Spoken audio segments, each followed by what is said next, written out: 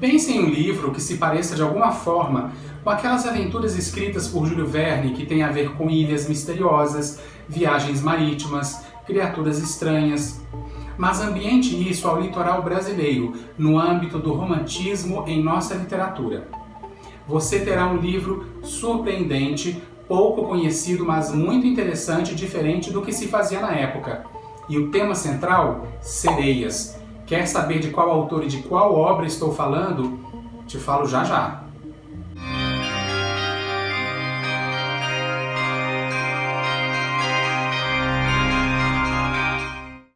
Em 1879, ele publicou pela Casa Garnier um livro intitulado A Ilha Maldita ou A Filha das Ondas, romance fantástico.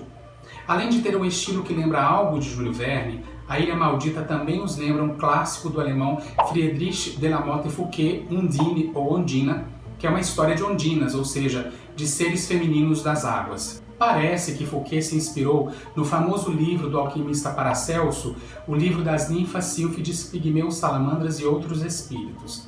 E não podemos nos esquecer de que outro escritor alemão, E.T.A. Hoffmann, compôs uma ópera chamada Undine, da qual Fouqué foi o autor do libreto. Feitas as devidas menções, o que importa é que o livro do qual trato neste vídeo só poderia vir de um escritor que adorava histórias de espanto e com seres encantados como duendes e fadas.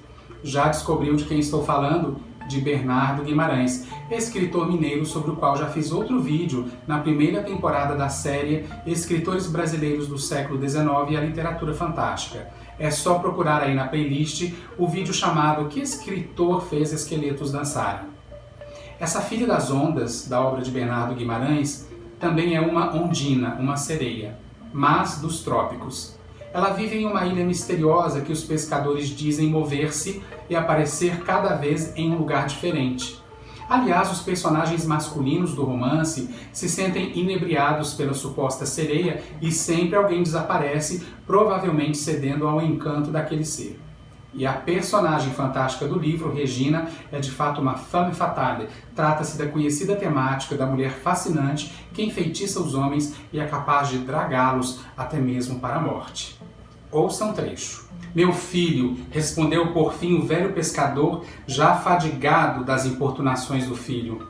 Aquela ilha que tanto te dá que pensar é o Castelo da Sereia, ou a Ilha da Maldição, aquele pequeno ponto que lá vês nos confins dos mares e que não é tão pequeno como daqui te parece, foi a fonte de muitas lágrimas e desgraças e tem sido a causa de muitos desastres para os habitantes deste lugar. Melhor seria que nunca quisesse saber a história do que por lá se tem passado. Antes de Bernardo Guimarães, Teixeira de Souza havia escrito em sua obra O Filho do Pescador, de 1847, considerado o primeiro romance brasileiro, a história de uma mulher encantadora. Era Laura, que sofreu um naufrágio e foi retirada das águas por um jovem chamado Augusto, um filho de pescador que se apaixonará por ela. Apesar de ser sugestiva a aparição de Laura nas águas, não se trata de uma sereia. Porém, essa narrativa de Teixeira de Souza reforça a relação que existe no imaginário entre mulher e água como sendo uma espécie de associação diabólica, e isso se faz presente em vários mitos e lendas na história da humanidade. Já no poema A Nebulosa, publicado em 1857, Joaquim Manuel de Macedo criou uma história em torno de uma mulher feiticeira muito bonita, com cerca de 100 anos, mas carregando a juventude dos 20, e que vem a se precipitar no mar.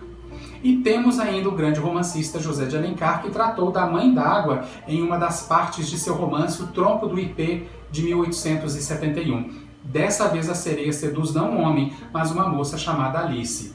E no capítulo 26 do livro Luzia Homem, de Domingos Olímpio, há um sertanejo que conta seu encontro com a Mãe d'Água. Ela vem a matar, devido a ciúmes, uma moça que estava noiva. Sobre essa obra eu falo em um de meus vídeos, é só procurar na playlist O Ciúme da Mãe d'Água. Mas foi Bernardo Guimarães quem tornou a sereia uma protagonista na literatura nacional pela primeira vez. Os pescadores do romance A Ilha Maldita a descrevem como sendo uma alma penada, uma criatura amaldiçoada que deve ser evitada a todo custo. Na história, a personagem Regina aparece numa praia quando bebê e é acolhida por Felisbina, que a cria como se fosse sua filha. Entretanto, a gente do lugarejo passou a acreditar que aquela criança era um ser mágico e monstruoso. De fato, Regina cantava, e com seu canto amansava o mar e suas criaturas, e aí reside um dos atributos mais conhecidos da sereia. Quem não se lembra do Ulisses da mitologia grega que pediu para ser amarrado ao mastro do navio para ouvir o canto das sereias sem se atirar ao mar, e ordenou aos homens da tripulação que colocassem cera de abelha nos ouvidos para conseguirem manter o controle da embarcação? No romance de Bernardo Guimarães, Regina, não se sentindo bem-vinda naquele pedaço do litoral em que era criada, decide abandonar sua casa para viver na estranha ilha que aparecia e desaparecia, sempre cercada por rochedos mortais. O jovem Ricardo será o único personagem que conseguirá vencer com sua canoa aquela barreira natural e pisar nos domínios da sereia. É ela, refletiu o mancebo, a fada da Ilha Encantada. Será de fato Regina a misteriosa sereia que aqui mora? Será essa mulher fatal que precipitou a mim e a meus irmãos na carreira do crime e no abismo do mais tenebroso infortúnio? Oh, se for, mas seja embora, que me importa?